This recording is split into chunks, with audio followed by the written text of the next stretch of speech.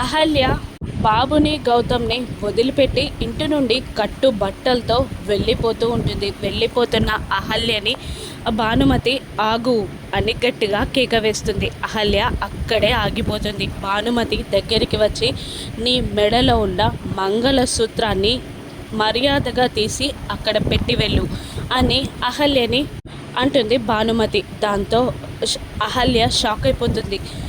భానుమతి వైపు భయంగా చూస్తూ ఉంటుంది అహల్య. ఏంటే అలా చూస్తున్నావు? నీ మెడలో ఉన్న మంగళసూత్రాలని అక్కడ పెట్టెళ్ళు అని భానుమతి మళ్ళీ అనగానే మంగళసూత్రం త్రియాలా అని షాక్ అయిపోతుంది అహల్య. అవును, నీ మెడలో ఆ మంగళసూత్రం ఉండడం ఎప్పటికైనా మాకు ప్రమాదమే. నువ్వు మర్యాదగా ఆ మంగళసూత్రాన్ని అక్కడ పెట్టెళ్ళు. నేనేమైనా నీ ప్రాణాన్ని అడిగానా? మంగళసూత్రమే కదా అడిగింది, ఎందుకంత ఫీల్ అవుతున్నావు అని అంటూ ఉండగా భయంతో వణుకుతుంది అహల్య.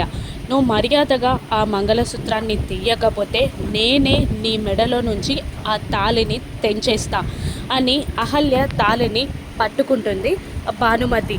తన మెడలో తాళిని తెంచడానికి భానుమతి అలా పట్టుకోగానే అహల్య షాక్ అయి బిత్తరపోయి భానుమతి వైపు చూస్తుంది.